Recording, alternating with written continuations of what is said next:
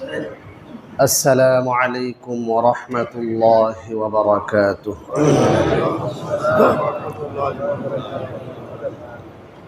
الحمد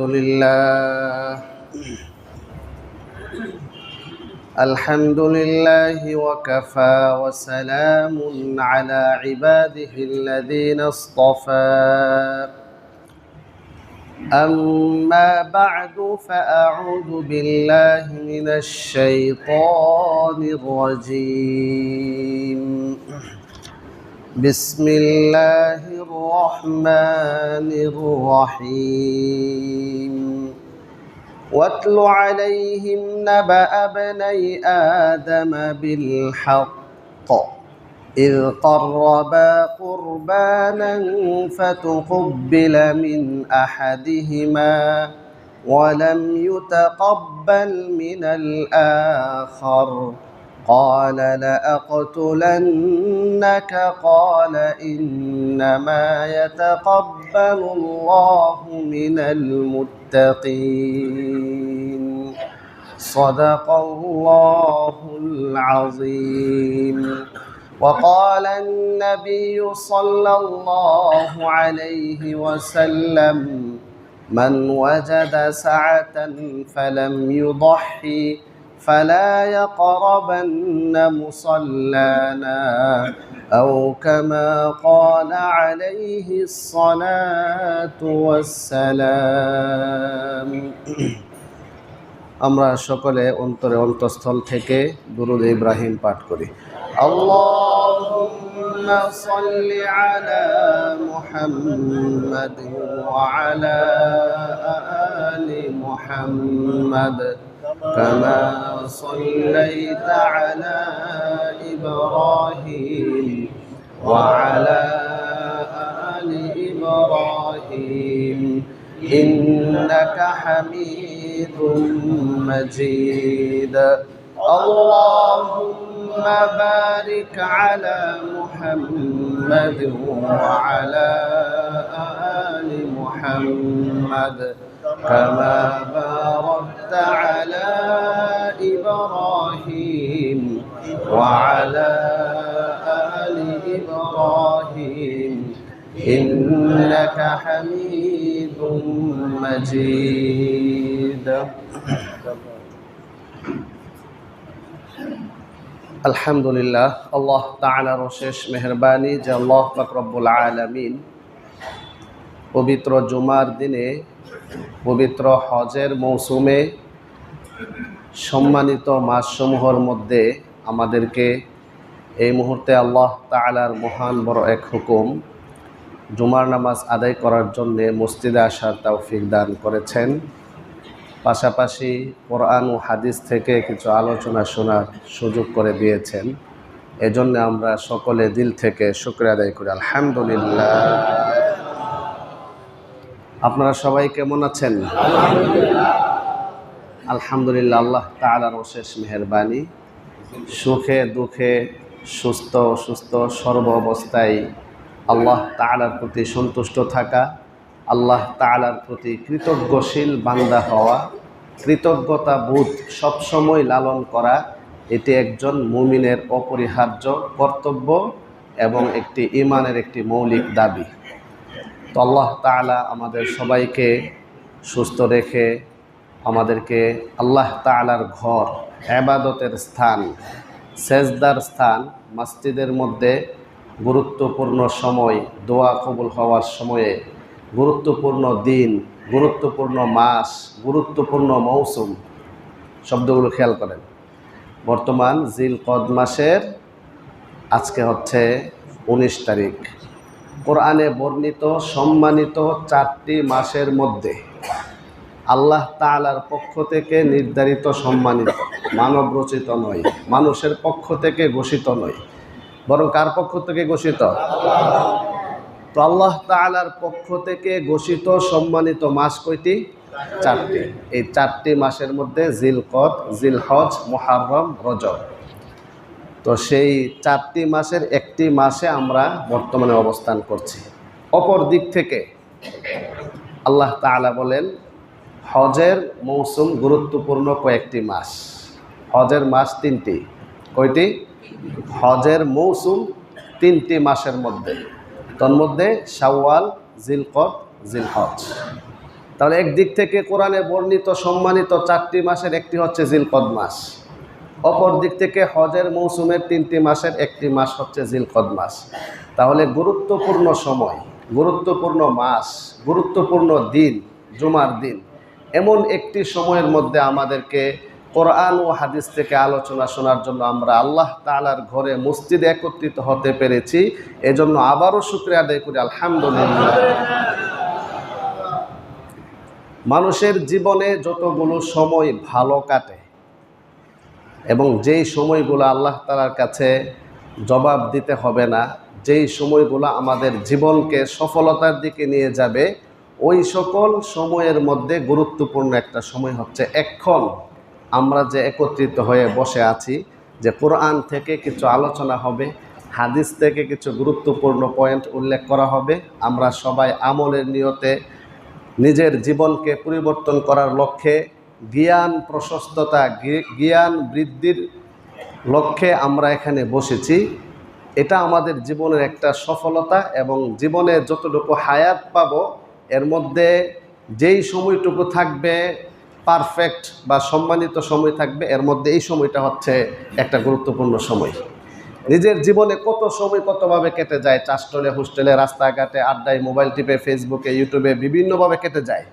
কিন্তু এখন যে সময়টাতে আমরা আল্লাহ তাআলার ঘর মসজিদে নামাজের পূর্ব প্রস্তুতিমূলক আমরা বসে আছি, এই সময়টা আমাদের জীবনের একটা সেরা সময়। এমন একটি সেরা সময়ে আমাদেরকে নির্বাচন করে আমাদেরকে বসতে সুযোগ করে দিয়েছেন। এমন বহু মানুষ এখনও রাস্তাঘাটে আছে, এখনও তার ব্যবসা বাণিজ্যে নিমজ্জিত আছে, খবর নাই জুমার আজান হয়েছে, কিন্তু আল্লাহ তাআলা আমাদেরকে নির্বাচন করে এমন একটি সেরা সময়ে বসার আসার তৌফিক দিয়েছেন। এর জন্য আবারও শুকরিয়া আদায় করি, আলহামদুলিল্লাহ। আমি আপনাদের সামনে মহাগ্রন্থ আল কোরআনুল কারীম থেকে সূরাতুল মাইদা 27 নম্বর আয়াত তেলাওয়াত করেছি। 27 নম্বর আয়াতের আলোকে ইনশাআল্লাহ আমরা একটি গুরুত্বপূর্ণ বিধান এবং গুরুত্বপূর্ণ বিষয় সম্পর্কে আমরা জানব। গত কয়েক জুমায় আমরা আলোচনা শুনে আসতেছিলাম হজ সম্পর্কে। যেহেতু হজের মাস, হজের মৌসুম চলছে, বিগত 3 সপ্তাহ পর্যন্ত হজ সংক্রান্ত বিভিন্ন গুরুত্বপূর্ণ আলোচনা, শিক্ষা আমরা শুনেছি। হজেরই একটি অংশ আজকে আবার আলাদা মৌলিক ইসলামের একটি বিধান, 2টা পয়েন্ট। একটা হচ্ছে হজেরও একটি পার্ট আজকের আলোচ্য বিষয়, আবার হজ ছাড়াও গোটা মুসলিম জাতির জন্য যতগুলো ইবাদত আছে, আল্লাহ তাআলার হুকুম আছে, তন্মধ্যে গুরুত্বপূর্ণ একটি হুকুমের নাম হচ্ছে আল উযহিয়া বা কুরবানি। জিলকদ মাসের আজকে হচ্ছে 19 তারিখ। আমাদের হাতে আর সময় আছে এই সপ্তাহ সহ, এই জুমা সহ 3টি জুমা। জিলহজ মাসের 10 তারিখকে ইয়াউমুন নাহার বলা হয়, কুরবানির দিন। জিলহজ মাসের কত তারিখ? 10 তারিখ। সেই হিসাবে আজকে হচ্ছে মে মাসের 8 তারিখ। তাহলে মে মাসের 28 তারিখে সমূহ সম্ভাবনা কুরবানির দিন হওয়ার। মে মাসের কত তারিখ? 28। তো এর ভিতরে আমাদের হাতে সময় আছে 3 সপ্তাহ। তো এই 3 সপ্তাহের ভিতরে কয়েকটি গুরুত্বপূর্ণ বিষয় সম্পর্কে আমাদের স্বচ্ছ ধারণা থাকতে হবে। এর মধ্যে একটি হচ্ছে জিলহজ মাসের গুরুত্ব, ফজিলত, করণীয়, বর্জনীয়। 2 নম্বর হচ্ছে কুরবানি সম্পর্কে স্বচ্ছ ধারণা। তো এই কারণে কুরবানির অনেকগুলো অংশ আছে পর্ব আকারে। তো আমি আপনাদের সামনে যে আয়াত তেলাওয়াত করেছি, এই আয়াত হচ্ছে কুরবানির ইতিহাস। তাহলে আমরা আজকে বলতে পারি আজকের জুমার আলোচ্য বিষয় হচ্ছে কুরবানির ইতিহাস ও তার থেকে শিক্ষা। কুরবানির ইতিহাস ও তার থেকে শিক্ষা। শেষের দিকে কুরবানি কার উপর ওয়াজিব, যেহেতু এখন থেকে অনেকের মানসিকভাবে বিভিন্ন প্রস্তুতি, এ পর্যন্ত অনেকেই কুরবানির মাসআলা কয়েকটি জিজ্ঞাসা করে ফেলেছে। তাহলে সেই হিসাবে কুরবানি সম্পর্কে বেসিক যেই ধারণাগুলো, যে শিক্ষাগুলো, মানসিকতাগুলো, সেগুলো আমাদের জানা অপরিহার্য। সেই লক্ষ্যে আমাদের আজকের জুমার আলোচনা নির্ধারণ করা হয়েছে কুরবানির ইতিহাস ও তার শিক্ষা। আল্লাহ তাআলা আমাদের সবাইকে সরাসরি কোরআনের যে আয়াত তেলাওয়াত করা হয়েছে, আল্লাহ তাআলা কোরআনের যে আমাদেরকে নির্দেশনা দিয়েছেন, দিক নির্দেশনা দিয়েছেন, পথ নির্দেশনা দিয়েছেন সেগুলো সুন্দরভাবে মনোযোগের সাথে আমলের নিয়তে শ্রবণ করার তৌফিক দান করুন। কোরবানি এমন একটি বিধান যেই বিধান সব যুগে ছিল। বলেন, কোরবানি এমন এক বিধান যেই বিধান সব যুগে ছিল। প্রমাণ কোরআনের সূরাতুল মাঈদার ২৭ নম্বর আয়াত। কোরবানির ইতিহাসকে আমরা দুই ভাগে ভাগ করতে পারি। ইতিহাসের কোরবানির ঐতিহাসিক সূচনা হয় হযরত আদম আলাইহিস সালামের যুগ থেকে। আদি মানব, প্রথম মানব, আদি পিতা হযরত আদম আলাইহিস সালাম থেকে তার সূচনা। এমন একটি গুরুত্বপূর্ণ বিধান যার সূচনা হয়েছে হযরত আদম আলাইহিস সালাম থেকে। কল্পনা করা যায়, ভাবা যায় কত আগে, কত বছর আগে হইতে পারে? আপনাদের কি ধারণা? মনে করেন এই যে আদি মানব, আদি পিতা হযরত আদম আলাইহিস সালামের ঘটনা সূরাতুল মাঈদায় হাবিল কাবিলের ঘটনা ইতিহাস আল্লাহ তাআলা কোরআনে উল্লেখ করেছেন সূরাতুল মাঈদার ২৭ নম্বর আয়াতে। আপনাদের কি ধারণা হয় যে এটা কত বছর আগে হইতে পারে? হ্যাঁ, অনেক। হ্যাঁ, অনেক তো কোনো সংখ্যা না, অনেক। এটা কত বছর হইতে পারে? কার কি ধারণা? তো কত বছর আগে এটা অনেকে আমাদেরকে প্রশ্ন করেন এবং ঐতিহাসিক এমন অনেক প্রশ্নের সম্মুখীন আমরা হই। কিন্তু একটা গুরুত্বপূর্ণ বিষয় মাথায় রাখতে হবে, কোরআন হচ্ছে গোটা মানব জাতির শান্তির বাণী। কোরআন হচ্ছে গোটা মানব জাতির জন্য গাইডলাইন এবং সংবিধান স্বরূপ। এটা কোনো সময়ের সাথে নির্দিষ্ট না, একেবারে কিয়ামত আগ পর্যন্ত সবার জন্য উন্মুক্ত একটি মৌলিক সংবিধান হচ্ছে মহাগ্রন্থ আল কোরআন। তো এই কোরআন কিন্তু ইতিহাস গ্রন্থ নয়। বলেন, কোরআন কি কোনো ইতিহাস গ্রন্থ? যে এখানে ঐতিহাসিক আলোচনাগুলো একদম ধারাবাহিক পয়েন্ট বাই পয়েন্ট, হ্যাঁ, সন সাল সহ সময় সহ উল্লেখ করবে, এগুলো হচ্ছে ইতিহাসের কিতাবের বৈশিষ্ট্য। কোরআন যেহেতু ঐতিহাসিক কোনো কিতাব নয়, বাকি ইতিহাস মানব জাতির আয়না, সমাজের আয়না হলো ইতিহাস। সেজন্য ইতিহাসের যেই অংশটা আমাদের জন্য শিক্ষা, সেই অংশটুকু আল্লাহ তাআলা কোরআনে উল্লেখ করেছেন। তো যেই অংশটুকু আল্লাহ স্বয়ং নিজেই উল্লেখ করলেন না, সেই অংশটুকুর পিছনে পড়া কি বুদ্ধিমানের কাজ হবে? এবং সেই অংশটুকু মাঝে মধ্যে আমাদেরকে প্রশ্ন করে, আর এই প্রশ্নের জবাব একজনকে করে না, এমন আরও ১০-১৫ জন আলেম ওলামা মুফতি সাহেব যাদের সাথে সম্পর্ক তাদের সবাইকে করে। তো কেউ কেউ জবাব দেয় আর কেউ জবাব দিতে পারে না। তখন সে আয়সা বলে যে হুজুর, আমি তো এমন আরও 15 থেকে 20 জনকে জিজ্ঞাসা করছি, কেউ বলতে পারে না, আপনি বলে ফেললেন। তো এই বিষয়টা ঐতিহাসিক বিষয়, এটা অথেন্টিক হইতেও পারে, নাও হইতে পারে, বিতর্কিত বিষয় হইতে পারে। কোরআনে আল্লাহ তাআলা যে বিষয়টি ফোকাস করেছেন সেই বিষয়টি হচ্ছে মূলত আমাদের জন্য গুরুত্বপূর্ণ। ঐতিহাসিকভাবে বিভিন্ন কিতাবে পাওয়া যায়, কেউ কেউ 10,000 বছর, কেউ কেউ 8-9 হাজার বছরের কথা উল্লেখ করেন। কিন্তু আসলে বাস্তবতা আমরা জানি না কত বছর আগে হতে পারে। কিন্তু বর্তমান আধুনিক বিজ্ঞানের বিভিন্ন আবিষ্কারের বিষয়বস্তু থেকে বোঝা যায় সেটা আরও বহুত আগে হতে পারে। কারণ এই কথা নিশ্চিত কোরআন দ্বারা যে পৃথিবীর প্রথম মানব আদম আলাইহিস সালাম। আদম আলাইহিস সালামের আগে কোনো মানুষ ছিলেন না, এই কথা নিশ্চিত। এই সূত্রটা যদি আমরা ধরে যাই, আদম আলাইহিস সালামই তিনি সর্বপ্রথম মানব। আমরা সৃষ্ট হয়েছি বা আমাদের পৃথিবীতে আসার যে ধারাবাহিকতা, সেই ধারাবাহিকতার মূল উৎসটা যদি আমরা খুঁজি, তাহলে কোরআন থেকে জানতে পারি মূল উৎসটা কে? বলেন, আদম আলাইহিস সালাম। তাহলে আমাদের আদি পিতা কে? আদম আলাইহিস সালাম। এটা আমরা কিভাবে জানলাম? বিজ্ঞানী কোনো গবেষণায় জানা গেছে যে প্রথম মানুষ আদম, নাকি কোরআনিক সংবাদ? তো যার কারণে এখানে আনুষঙ্গিকভাবে একটা কথা বলি, যারা এই বিষয়গুলো নিয়ে গবেষণা করেন বা বিজ্ঞান আমাদেরকে তথ্য দেয়, এখানে একটা মতবাদ আছে, সেটা হলো মানুষ হয়েছে বানর থেকে। কি আপনারা শুনেছেন? এমন একটা তথ্য কি শুনেছেন যেটাকে ডারউইনের মতবাদ বলা হয়, যেটা অনেক বই পুস্তকে পাওয়া যায়, যে মানুষের মূল আবিষ্কার, মানুষের মূল সূচনা হয়েছে মূলত বানর থেকে। পত্রিকায় ছবি দেওয়া থাকে যে একটা এই ছোট্ট বানর একটা লেজ প্রথম আস্তে আস্তে বড় হয়েছে, লেজটা কাইটা পড়ে গেছে, এরপর আস্তে আস্তে হুট করে মানুষ হয়ে গেছে। এমন কি দেখেছেন? এগুলো হচ্ছে ভ্রান্ত এবং ভিত্তিহীন। এটা আমাদের কাছে 100% অথেন্টিক প্রমাণ হচ্ছে মহাগ্রন্থ আল কোরআন। কারণ আমরা এই কথা বিশ্বাস করি, এই কোরআন মানব রচিত নয়, এই কোরআন আল্লাহ প্রদত্ত। এই কোরআনে আল্লাহ তাআলা যে সংবাদগুলো দিয়েছেন, এই সংবাদগুলো সন্দেহ মুক্ত সংবাদ। বলেন কোরআনিক সংবাদ কি? সন্দেহ মুক্ত সংবাদ। এজন্য প্রায় সময় কোরআনের যে আমাদের তাফসির হয়, আলহামদুলিল্লাহ আমাদের অত্র মসজিদে প্রতি শুক্রবার জুমার দিন বাদ মাগরিব তাফসির হয়। আপনাদের যাদের জ্ঞান চর্চার আগ্রহ থাকে, যাদের বিভিন্ন প্রশ্ন থাকে, কোরআনে আল্লাহ তাআলা কি বলেছেন জানার খুব আগ্রহ থাকে, আপনাদের সকলকে উদারত আহ্বান এবং দাওয়াত রইল, আমন্ত্রণ রইল যে মাগরিবের পরে যে তাফসির হয় সেখানে বসলে আপনার অনেক উপকার, ফজিলত, ফায়দা হবে। আল্লাহ তাআলা যারা জ্ঞান চর্চায় আগ্রহী তাদেরকে বসার তৌফিক দান করুন। সেখানে একটি পয়েন্ট আমরা সবসময় বলি, সেটা কি? কোরআনের 5টি হক রয়েছে। বলেন কোরআনের হক কয়টি? 5টি। সংক্ষিপ্ত শিরোনামগুলো এই জন্য বলা হচ্ছে যেহেতু তাফসিরে সবাই বসে না, আবার নতুন করে জানার জন্য। 1 নাম্বার, কোরআনের 5টি হকের মধ্যে একটি হচ্ছে কোরআনের প্রতি ঈমান, কোরআনের প্রতি বিশ্বাস। আমরা এই কথা বিশ্বাস করি এই কোরআন আল্লাহ তাআলার পক্ষ থেকে নাজিলকৃত গোটা মানব জাতির গাইডলাইন, সন্দেহ মুক্ত গ্রন্থ এবং শান্তির বাণী, চ্যালেঞ্জ ধর্মী একক মাত্র গ্রন্থ হচ্ছে মহাগ্রন্থ আল কোরআন। এই কথা আমরা বিশ্বাস করি, এটা আমাদের ঈমানের একটি মৌলিক অংশ।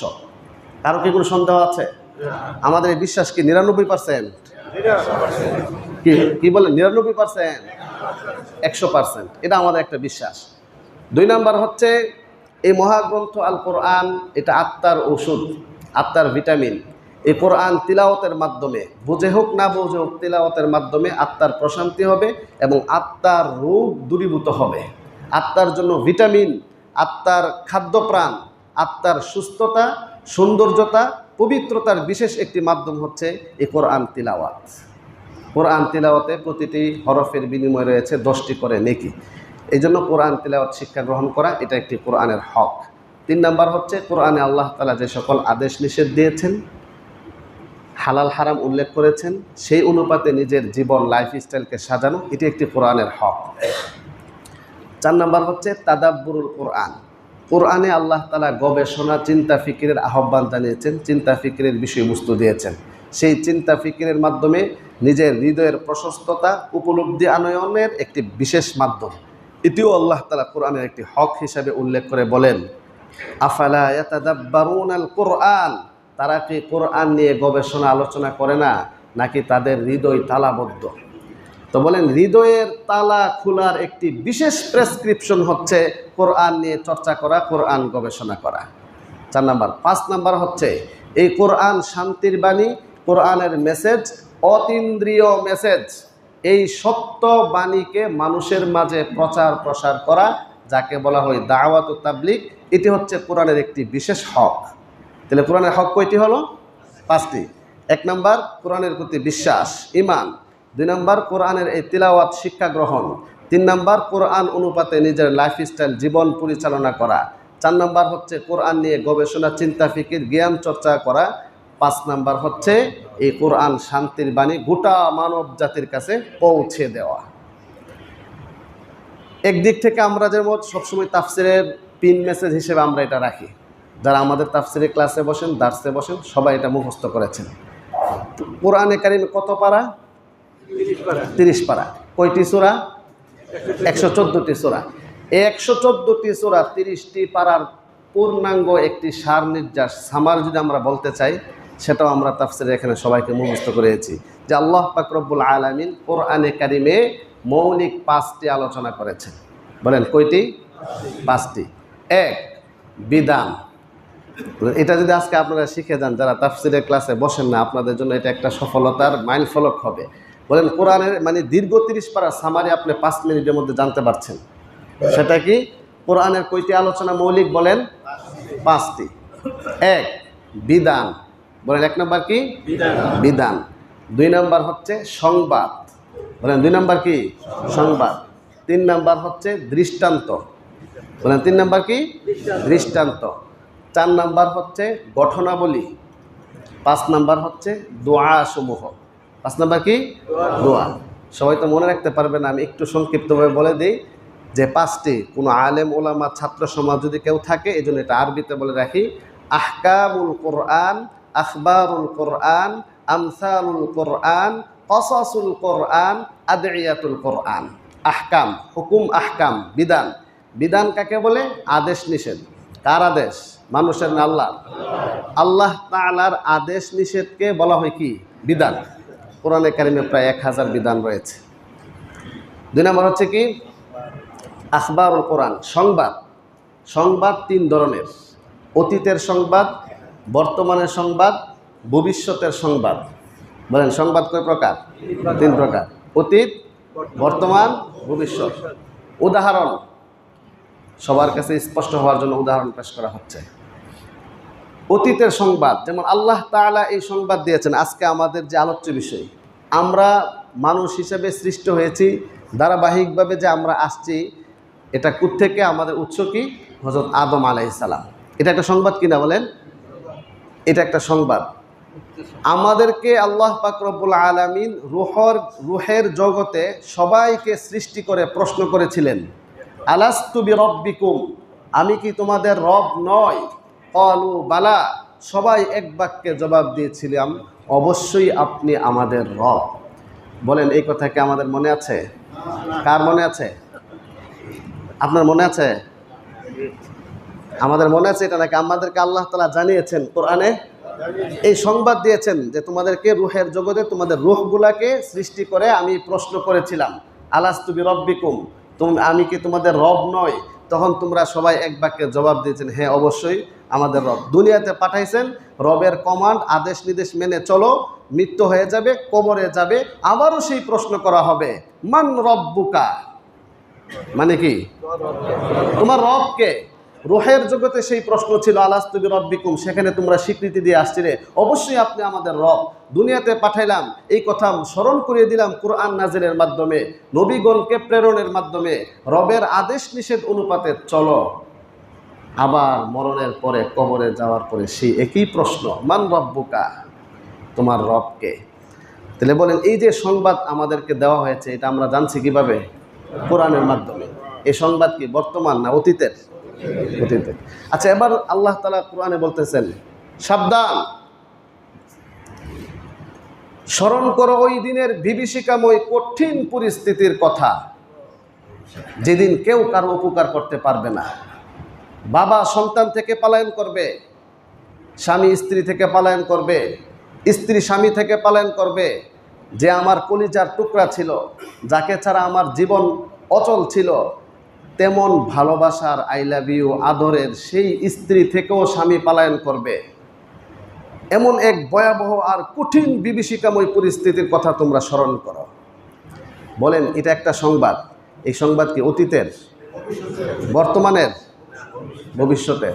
এই সংবাদ কে দিয়েছেন? কিসের মাধ্যমে দিয়েছেন? কোরআনের মাধ্যমে। তাহলে বলেন এই এরকম কোরআনের মাধ্যমে আল্লাহ তাআলা আমাদেরকে সংবাদ দিয়েছেন। এই সংবাদগুলো হচ্ছে ধ্রুব সত্য, বাস্তবসম্মত, সন্দেহ মুক্ত সংবাদ। বলেন এই সংবাদগুলোতে কেউ যদি সন্দেহ পোষণ করে, কের কবর, কের কবরের আযাব, কের হাসর নাসর, আর মরণের পরে, মরলে তো শেষই। কারণ যারা ডারউইনের মতবাদে বিশ্বাসী যে বানর থেকে মানুষ আসছে, এরা আবার মরলে শেষ, কবর দিবে বা কাউকে পুড়ে ফেলবে, মাটিতে পচে গলে শেষ, আবার কি? বলেন তার কি ঈমান আছে? ঈমানের একটি মৌলিক বিশ্বাস হচ্ছে আমরা আদম আলাইহিস সালাম থেকে আসছি ধারাবাহিকভাবে, হ্যাঁ, আবার আমরা মরে যাব, কবরে প্রশ্ন হবে, হাসর নাসর কায়েম হবে। ওই সংবাদ আল্লাহ তাআলা আমাদেরকে দিয়েছেন, এটাকে বলা হয় সংবাদ। তো বলেন তো কোরআনের মৌলিক 5টি আলোচনার মধ্যে 1 নম্বর কি ছিল? বিধান। তোমরা নামাজ পড়ো, হজ করো, কুরবানি করো। তো কুরবানি করো, এই 5টি আলোচনার মধ্যে কয় নাম্বার আলোচনা বলেন? 1 নম্বর, বিধান। কারণ আল্লাহ তাআলা আদেশ নিষেধ করেছেন, সাবধান, সুদ খেও না, ঘুষ খেও না, অপরের হক নষ্ট করিও না, পিতামাতাকে কষ্ট দিও না। বলেন এটা কি বিধান না? নিষেধ। আদেশ করেছেন নামাজ পড়ো, যাকাত দাও, কোরবানি করো, এটা হচ্ছে কি আদেশ। তাহলে বিধান কাকে বলে? আদেশ এবং নিষেধ। 2 নাম্বার হচ্ছে কি সংবাদ। সংবাদের উদাহরণ আমরা দিলাম তিনটা, একটা হচ্ছে অতীতের, একটা হচ্ছে ভবিষ্যতের। বর্তমানে কি সংবাদ? যেমন আল্লাহ তাআলা বলেন,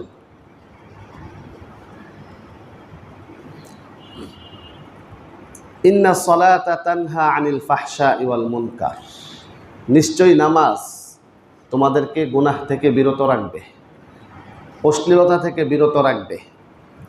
এটা একটা সংবাদ কিনা বলেন? নামাজ আমাদেরকে গুনাহ থেকে বিরত রাখবে। আমরা দেখি নামাজ পড়ি, কিন্তু গুনাহ থেকে কতজনকে বিরত রাখে সেটা ভাবার বিষয়।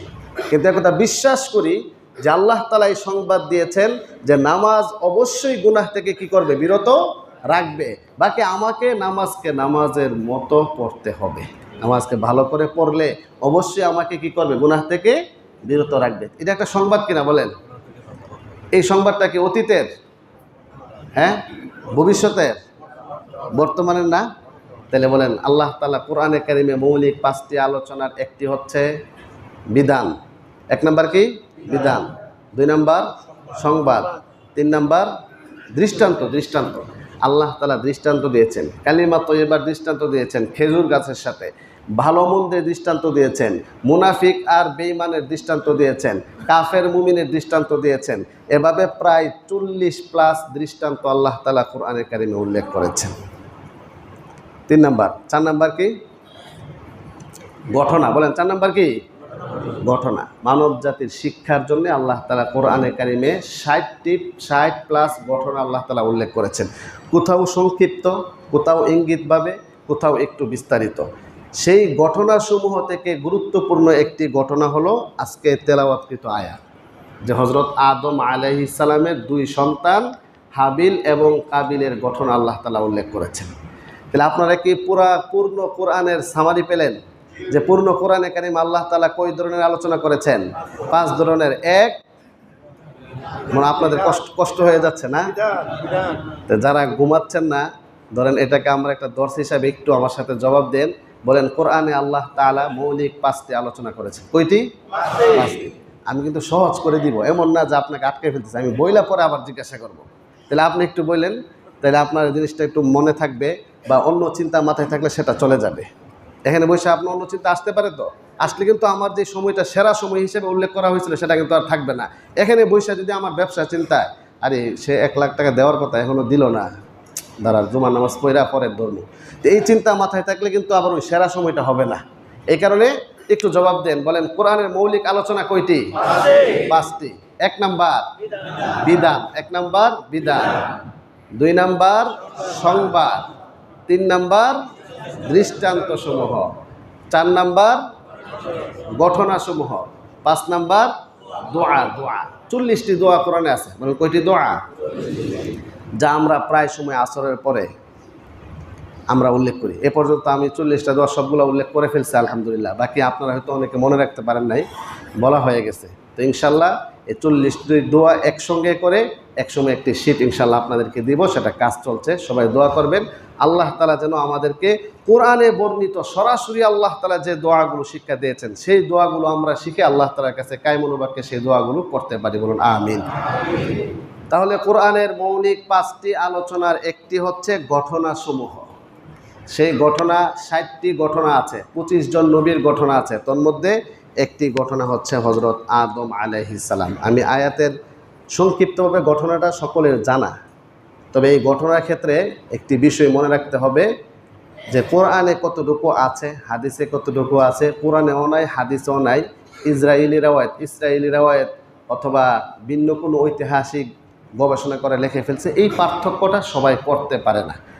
সাধারণত ওয়াজের মাঠ কাঁপানো বা ওয়াজের মধ্যে একটু রসিকতার সাথে ঘটনাকে লম্বা করে বলার প্রবণতাটাই আমাদের বাংলাদেশে বেশি, নুসুস ভিত্তিক সরাসরি নয়। যার কারণে অনেকের জানাটাই দেখা যাচ্ছে যে অথেন্টিক হয় না।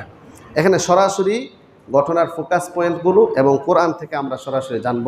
কুরবানির এই ঐতিহাসিক ঘটনাটা 2 ভাবে বর্ণিত হয়েছে। একটা হচ্ছে হযরত আদম আলাইহিস সালাম থেকে সূচনা, দ্বিতীয় স্টেপে হচ্ছে হযরত ইব্রাহিম আলাইহিস সালাম। বলেন হযরত ইব্রাহিম আলাইহিস সালাম থেকে। এই 2টা ঘটনাই কোরআনে বর্ণিত হয়েছে। একটি সূরাতুল মাইদা অপরটি সূরাতুস সাফফাত। আশা করি সময় খুব কম, আনুষঙ্গিক আলোচনার বিষয় হয়ে গেছে, এগুলো আমার ইচ্ছা ছিল না। যাই হোক, ঘটনা হচ্ছে, আমি অনুবাদ বললেও আপনারা বুঝবেন, তারপরে সংক্ষিপ্তভাবে বলে রাখি। হযরত আদম আলাইহিস সালাম ছিলেন সর্বপ্রথম মানুষ, সর্বপ্রথম নবী, আদি পিতা, আদি মানুষ, আদি মানব যাই বলি। তো হযরত আদম আলাইহিস সালাম 1000 বছর হায়াত পেয়েছিলেন। ওনার স্ত্রী ছিলেন হযরত হাওয়া আলাইহিস সালাম, আমাদের আদি মাতা। তো ওনার 2 জন সন্তান ছিলেন, হাবিল এবং কাবিল। হযরত আদম আলাইহিস সালামের সময় শরীয়তের যে বিধান ছিল, সেই বিধানটা ছিল এমন, যমজ সন্তান হইত, একজন ছেলে সন্তান, একজন কন্যা সন্তান, 2 জন একসাথে হইত। তো প্রথমবার যখন 2 জন সন্তান হলো, দ্বিতীয়বার যখন আবার 2 জন সন্তান হয়, ছেলে সন্তান এবং কন্যা সন্তান, তো আদম আলাইহিস সালামের শরীয়তে নিয়ম আল্লাহ প্রদত্ত এটা ছিল যে প্রথম গর্ভের ছেলে সন্তান বিবাহ করবে দ্বিতীয় গর্ভের মেয়ে সন্তানকে, আবার দ্বিতীয় গর্ভের ছেলে সন্তান প্রথম গর্ভের মেয়ে সন্তানকে। এটা ছিল আদম আলাইহিস সালামের স্বাভাবিক নিয়ম। ঘটনাক্রমে হযরত আদম আলাইহিস সালামের ঘরে কাবিল একজন সন্তান, তার সাথে যমজ যেই বোন হয়েছিল তার নাম ছিল আকলিমা। এটা ঐতিহাসিক, এটা কোরআনে উল্লেখ নেই আকলিমা কথাটা, যে কাবিল তার সাথে যেই সহোদর বোন হয়েছিল তার নাম কি ছিল? আকলিমা। ঘটনা সবাই শুনতেছেন কিনা বা মনে রাখতে পারেন কিনা পরবর্তীতে প্রশ্ন করলে বোঝা যাবে যে কাবিল তার বোন কি ছিল? আকলিমা। এরপরের যেই গর্ভধারণ করেছিল সেখানে হাবিল, তার ভাই ছিল ইলওয়া, আর বোন হাবিলের বোন কি ছিল? ইলওয়া। ঐতিহাসিক তাফসীরে গ্রন্থে এই ঘটনা এবার উল্লেখ আছে। তো আল্লাহ তাআলার নিজাম, আকলিমা ছিল খুব সুন্দরী, পরমা সুন্দরী ছিল আকলিমা। আকলিমা কার বোন? কাবিলের। হাবিলের সাথে যেই মেয়ে হয়েছিল তার নাম কি ছিল?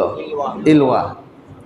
ইলওয়া ঘটনাক্রমে ছিল অসুন্দর, চেহারার ফেস কাটিং ভালো ছিল না, খুব কালো ছিল, কুচরি ছিল। তো স্বাভাবিক নিজাম অনুপাতে বলেন তো কাবিল কাকে বিবাহ করবে? ইলওয়াকে। বেশ লাগেন না? হাবিল কাকে বিবাহ করবে? আকলিমাকে। কিন্তু কাবিল উল্টে গেল, কাবিল বলল সুবহানাল্লাহ, আমার আকলিমা এত সুন্দরী, আকলিমারে রেখে আমি ইলওয়াকে বিয়ে করতাম না। তো এখন ঘটনা তো ফেস লেগে গেল। এদিক থেকে হযরত আদম আলাইহিস সালাম হজে যাবেন, খুব খেয়াল করেন। এখন অনেক প্রশ্ন আপনাদের জাগতে পারে, সবগুলো প্রশ্নের জবাব মনে এখন দেওয়া যাবে না, কারণ 1:04 বেজে গেছে, সময় খুব কম। যা কারো যদি কোনো প্রশ্ন জাগে পরবর্তীতে জিজ্ঞাসা করুন, হুজুর এমন হইল কেন, তো এটার জবাব ইনশাল্লাহ আসবে। খেয়াল করেন, আদম আলাইহিস সালাম হজে যাবেন, ঠিক এই মুহূর্তে এমন একটা দ্বন্দ্ব, বিবাহের সময় হয়েছে, এখন একজন এটা রাজি হচ্ছে না। তো আদম আলাইহিস সালাম বললেন, আচ্ছা ঠিক আছে, তোমরা এক কাজ করো, তোমরা 2 জনে কুরবানি দাও। কুরবানি, যার কুরবানি এটা কবুল হবে সেই মূলত আকলিমাকে বিবাহ করবে। আর আদম আলাইহিস সালামের কথা নিশ্চিত জানতেন যে আল্লাহ তাআলার যে নিজাম পরিবর্তন হবে না, আকলিমাকেই বিয়ে করবে হাবিল, এটাই আল্লাহ তাআলার সিদ্ধান্ত, এমনই আসবে। এই কথা বলে তিনি চলে গেলেন হজে। এবার কুরবানি দেওয়ার পরে হাবিল এবং কাবিল দুজনে 2টা কুরবানি দিল। কাবিল কুরবানি দিল কিছু শস্য দানা, আর হাবিল কুরবানি দিল একটা হৃষ্টপুষ্ট সুন্দর একটি দুম্বা। তো তৎকালীন যুগে কুরবানি কবুল হওয়ার একটা নিদর্শন এমন ছিল যে আসমান থেকে একটা আগুন এসে যার কুরবানিটা কবুল হইতো সেটাকে জ্বালিয়ে দিত, পুড়িয়ে দিত।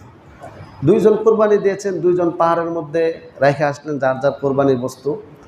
দেখা গেল আসমান থেকে আগুন এসে হাবিলের যে হৃষ্টপুষ্ট দুম্বাটা সেটাকে পুড়ে ফেলেছে, তার মানে কি হাবিলের কুরবানি কবুল হয়েছে। অপর দিক থেকে কাবিলের দেওয়া যে শস্য ভুট্টা ছিল সেটা আগুনে এসে পুড়ে নাই।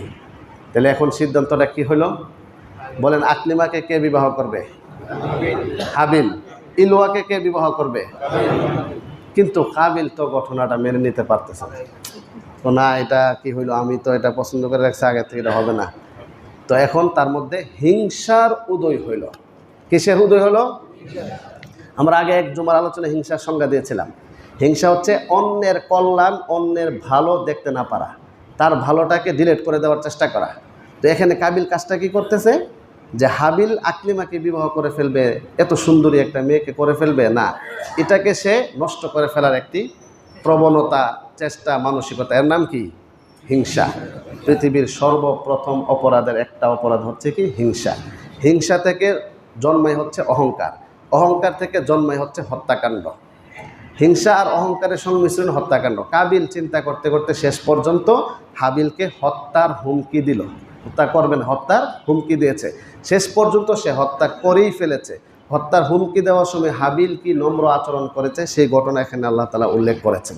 আমরা এবার কোরআনে আয়াতের অনুবাদগুলো শুনলে আমাদের কাছে স্পষ্ট হয়ে যাবে। সর্বশেষ কাবিল যখন হত্যাই করে ফেলল, সর্বপ্রথম হত্যাকাণ্ড ঘটে। মানুষকে কিভাবে দাফন করতে হয় সেটাও তার জানা ছিল না। আল্লাহ পাক রব্বুল আলামিন একটি কাক প্রেরণ করলেন, একটি কাক মরা কাককে দাফন করলো মাটির নিচে।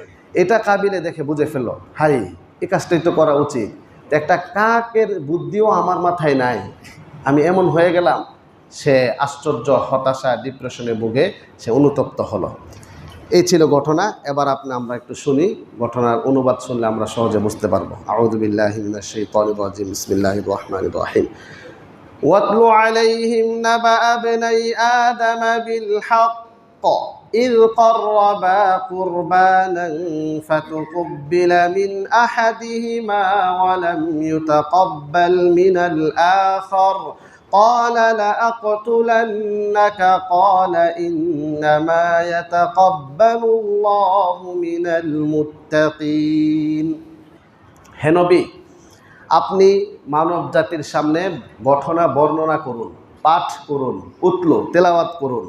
নাবা আবনাই আদম, আদমের দুই সন্তানের ঘটনা, দুই সন্তানের সংবাদ। বিল হাক্কি, সত্যভাবে, যথাযথভাবে, যেভাবে ঘটনা আপনি জানানো হয়েছে সেভাবে আপনি বর্ণনা করুন। তাহলে এখান থেকে আমাদের একটা শিক্ষা হচ্ছে, ঐতিহাসিক কোনো বিষয় বর্ণনা করার ক্ষেত্রে সতর্কতা, সাবধানতা অবলম্বন করতে হবে।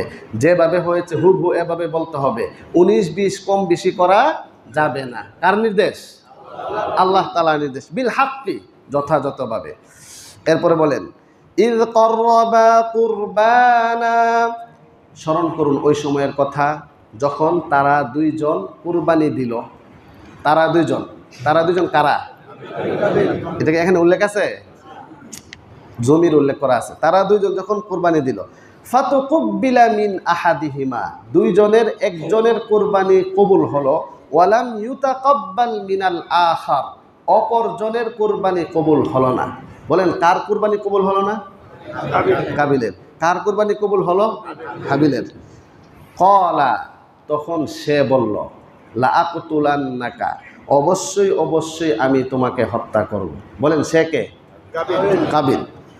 ক্বালা, সে বলল, ইন্নামা ইয়াতাকাব্বালুল্লাহু মিনাল মুত্তাকিন, নিশ্চয়ই আল্লাহ তাআলা মুত্তাকিদের কুরবানি কবুল করেন। এই কথাটা কে বলল? হাবিল। বুঝতেছেন সবাই? সে কে? দ্বিতীয় সে হচ্ছে হাবিল। এবার হাবিল বলতেছে, হাবিল তো একটা হুমকি দেওয়ার পরে হাবিল কিন্তু হুমকি দেয় না। হাবিল যদি বলতো যে তুমি আমাকে হত্যা করবা আর আমি কি বসে থাকবো নাকি, আমিও তো তোমার হত্যা করে ফেলবো, একথা বলছে? বলেন নাই। তিনি কি বলছেন? আহা ভাই, তোমার বুঝতে কষ্ট হচ্ছে, আমিও কুরবানি দিয়েছি, তুমিও কুরবানি দিয়েছ, কুরবানি কবুলের মালিক কে? আল্লাহ তাআলা। আল্লাহ তাআলা আমারটা কবুল করেছেন, সেটা তো আমার কোনো দোষ না। তোমারটা আল্লাহ কবুল করেন না, সেটা তো আমার কোনো দোষ না। আর একটা মূলনীতি বলে দিলেন। মূলনীতি কি? যে আল্লাহ তাআলা অবশ্যই কুরবানি কবুল করেন কার? যিনি মুত্তাকি, যার অন্তর ফ্রেশ, যার অন্তরে তাকওয়া আছে, ইখলাস আছে, তার কুরবানি আল্লাহ তাআলা কবুল করেন। এবার হাবিল বলছে, আচ্ছা ভাই, তুমি এভাবে আমার হুমকি দিচ্ছ, শুনো, তুমি হয়তো আমার প্রতি এই হত্যার জন্য হাত বাড়াইতে পারো, কিন্তু আমি কোশ্চিনকালেও তোমার দিকে হাত বাড়াবো না। এবার বলেন, লাইন বাসাত্তা ইলাইয়া ইয়াদাকা লিতাকতুলানি মা আনা বিবাসিতি ইয়াদিয়া ইলাইকা লিআকতুলাক। শুনো ভাই, তুমি হয়তো আমার দিকে তোমার হাত প্রসারিত করতে পারো লিতাকতুলানি, আমাকে হত্যা করার জন্য, কিন্তু শুনো, মা আনা বিবাসিতি ইয়াদিয়া ইলাইকা লিআকতুলাক, আমার হাত তোমার দিকে প্রসারিত করব না তোমাকে হত্যা করার জন্য। কেন?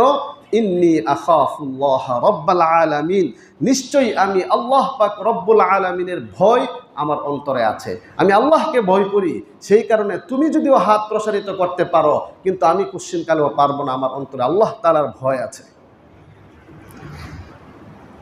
এবার এই কথা বলার পরেও যেহেতু কাবিল তার কোনো অবস্থান পরিবর্তন হয় নাই, এবার হাবিল আরেকটি কৌশলে জবাব দিলেন, কৌশলে আরেকটি কথা বললেন, সেটা হচ্ছে এই, ইন্নী উরিদু আন তাবুআ বিইসমি ওয়া ইসমিকা ফাতাকুনা মিন আসহাবিন নার ওয়া যালিকা জাযাউজ যালিমিন। হাবিল বলছে, ভাই কাবিল শোনো, তুমি আমাকে হত্যার হুমকি দিচ্ছ, তুমি যদি আমাকে হত্যা করে ফেলো তারপরে ফলাফল রেজাল্ট কি হবে তুমি জানো? রেজাল্ট কি হবে? আমি চাই, আমি তোমার দিকে কেন হাত প্রসারিত করছি না তোমাকে হত্যা করার জন্য, কারণ তুমি আমাকে হত্যা করবে, তা আমি ইচ্ছা করলে প্রতিরোধ।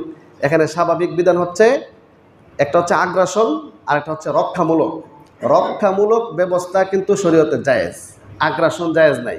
হাবিল বলছে আমি প্রসারিত করব না, মানে কি আগ্রাসন করবে না, কিন্তু সে কি আরেকটা দৃষ্টিভঙ্গি বলছে, শুনো, তুমি যদি আমাকে হত্যা করতে আসো একটা জিনিস মনে রাখো, আমি কি চাই, আমি তোমাকে হত্যা করতে চাই না কেন, আমি চাই ইন্নী উরিদু আন তাবুআ বিইসমি ওয়া ইসমিকা, আমি চাই আমার পাপ তোমার পাপ দুইটা একসঙ্গে তুমি নিয়ে কাল হাসরের ময়দানে উঠবে, ফলে তুমি হবে জাহান্নামীদের অন্তর্ভুক্ত, ওয়া যালিকা জাযাউজ যালিমিন, আর এটাই হচ্ছে জালেমের প্রতিদান, এমনই হয়ে থাকে। তাহলে হাবিল যে দৃষ্টিভঙ্গি লালন করছে সেটা কি? কাবিল যদি আমাকে হত্যা করেও ফেলে তাহলে এর প্রতিদান ফলাফল কি হবে? আমার যত অপরাধ আছে সেগুলো তো সে নিবেই, আর তারও তো অপরাধ আছে, দুইটা নিয়ে সে পরকালে দাঁড়াইতে হবে। দেখেন এখান থেকে কি থিওরি দেওয়া হলো, যে আমি যার উপর জুলুম করছি, আমি যার হক নষ্ট করছি, আমি যাকে হত্যার হুমকি দিতে পারবো, আমার ক্ষমতা পাওয়ার আছে, হয়তো করে ফেলতে পারবো, কিন্তু পরবর্তী স্টেপটা কি হবে? আমার যতগুলো গুনাহ আছে, সময় খুব কম, এ সম্পর্কে হাদিসে অনেক চমৎকার কয়েকটি হাদিস বর্ণিত হয়েছে। একটি হাদিসের নাম হচ্ছে হাদিসে কন্তরা, আরেকটি হাদিসের নাম হচ্ছে মুফলিস। মুফলিস মানে হচ্ছে নিঃস্ব। আল্লাহ নবী জিজ্ঞাসা করছিলেন সাহাবায়ে কেরামকে, এই তোমরা কি জানো নিঃস্বকে? নিঃস্ব তো যার টাকা পয়সা নাই, চলতে পারে না, সেই তো নিঃস্ব। রাসূল বললেন, না না না, এটা মূলত নিঃস্ব না, প্রকৃত নিঃস্ব ওই ব্যক্তি যে দুনিয়ার জীবদ্দশায় তার নামাজ, হজ, কুরবানি, যাকাত অনেক ইবাদত আছে, কিন্তু হাসরের ময়দানে কন্তরা নামক জায়গাতে এসে সে মানুষকে কষ্ট দিয়েছিল, অমুকের টাকা মেরে দিয়েছিল, অমুকের কাছ থেকে ঘুষ নিয়েছিল, অমুকের সাথে এই সম্পর্ক করেছিল, সেইগুলার হিসাব নিকাশ দিতে দিতে তার যেই নেক আমলগুলা ছিল সেই আমলগুলা ওই সমস্ত ব্যক্তিদেরকে দিবে, আর তার গুনাহগুলো সে নিবে। ওই ব্যক্তি হচ্ছে মূলত নিঃস্ব। বলেন নাউজুবিল্লাহ মিন যালিক। তো এই হাবিল এই কথাটা বলে দিল, আর শেষে আল্লাহ তাআলা কি বলছেন? ওয়া যালিকা জাযাউজ যালিমিন, জালেমের প্রতিদান এমন হয়। আল্লাহ তাআলা ছাড় দেন, ছেড়ে দেন না। এরপরে সময় তো প্রায় শেষের দিকে, এরপরের যে অংশটা দেখেন, ফাতাওয়াআত লাহু নাফসুহু কতলা আখিহি ফাকাতালাহু ফাআসবাহা মিনাল খাসিরিন, অতঃপর তার নফস প্ররোচনা দিল তার ভাইকে হত্যা করতে। তার নফস বলতে কার নফস? কাবিলের নফস, কাবিলের চিন্তা কুচিন্তায় আসলো হত্যার হুমকি দিয়ে তাকে হত্যা করে ফেলতে। ফাকাতালাহু, পরিশেষে তাকে হত্যা করেই ফেললো। ফাআসবাহা মিনাল খাসিরিন, অতঃপর সে ক্ষতিগ্রস্তদের অন্তর্ভুক্ত হয়ে গেল। ফাবাআসাল্লাহু গুরাবান, আল্লাহ তাআলা একটি কাক প্রেরণ করলেন। ইয়াবহাসু ফিল আরদি লিউরিয়াহু, এবং সেই কাক জমিনের মধ্যে মাটি খনন করে তাকে দাফন করলো। সাওআতা আখি, তার ভাইয়ের লাশ, সেই লাশটাকে কিভাবে গোপন করতে হয় সেই কাকের মাধ্যমে দেখানো হলো। ক্বালা, সে বলল, ইয়া ওয়াইলাতা, হায় আফসোস, আই হাই হাই হাই রে, কামটা কি? আজাজতু আন আকুনা মিসলা হাযাল গুরাব, এই একটা কাকের মতো বুদ্ধিও কি আমার নাই? বলেন এই কথাটা কে বলছে? কাবিল বলছে। ফাওয়ারিয়া সাওআতা আখি ফাআসবাহা মিনান নাদিমিন, ফলে সে লজ্জিতদের অন্তর্ভুক্ত হয়ে গেল। সে লাজুক, লজ্জিত হলো যে আমি কাজটা কি করে ফেললাম। দুনিয়ার স্বাভাবিক একটা নীতি হচ্ছে, কেউ যখন কাকে হত্যা করে, হত্যার আগে তার মানসিকতা যেমন থাকে, যখন হত্যা করেই ফেলে তার সামনে যখন মরে যায় তখন কিন্তু তার মধ্যে একটা আসে না, কেমন লাগে, আহা তার মেরেই ফেললাম, একটা ব্যবসায়িক সূত্রে তারা মেরে ফেললাম। এমন ঘটনা বহুত আছে। সময় শেষ। এই যে আল্লাহ তাআলা এখানে ঘটনা উল্লেখ করলেন, চূড়ান্ত সংবাদ, একটি সত্য সংবাদ আমাদেরকে দিলেন। এখান থেকে আমাদের শিক্ষা কি? 1 নাম্বার, হিংসা বর্জন করতে হবে, অপরের হক নষ্ট করা যাবে না। 2 নাম্বার, কুরবানি, আল্লাহ তাআলার নৈকট্য লাভের যেই ব্যবস্থা, মাধ্যম কুরবানি, সেটা দিতে হবে তাকওয়ার সাথে। বলেন কিসের সাথে? তাকওয়ার সাথে। কেন? আল্লাহ তাআলা চূড়ান্ত ঘোষণা, ইন্নামা ইয়াতাকাব্বালুল্লাহু মিনাল মুত্তাকিন, নিশ্চয়ই আল্লাহ তাআলা মুত্তাকিদের কুরবানি কবুল করেন। আমাদের সময়ের স্বল্পতার কারণে কুরবানি কার উপর ওয়াজিব, সেটা আলোচনা করার ইচ্ছা ছিল, সময় শেষ। আল্লাহ তাআলা আমরা যারা কুরবানি দিব, আমরা সবাই এখন থেকে পূর্ব প্রস্তুতিমূলক আমাদের মনকে ফ্রেশ করা এবং ইখলাসের সাথে একমাত্র আল্লাহ তাআলা সন্তুষ্টির জন্য কুরবানি দিব। এবং যাদের উপর কুরবানি ওয়াজিব হবে আমরা অবশ্যই কুরবানি দিব। আল্লাহ তাআলা আমাদের সবাইকে সামনে আগত জিলহজ মাসের 10 তারিখে যে কুরবানি, আসন্ন কুরবানি, সেটা যেন ইখলাসের সাথে, তাকওয়ার সাথে, সুন্দরভাবে, গঠনমূলকভাবে, আল্লাহ তাআলার নিজাম অনুপাতে, সুন্নত তরিকায় সেই কুরবানি আদায় করার তৌফিক আমাদের সবাইকে দান করুন। আমিন। ওয়া আখিরু দাওয়ানা আলহামদুলিল্লাহি রাব্বিল আলামিন। আমরা যারা সুন্নত নামাজ পড়ি নাই, 4 রাকাত ক্বাবলাল জুমা সুন্নত নামাজ পড়ি।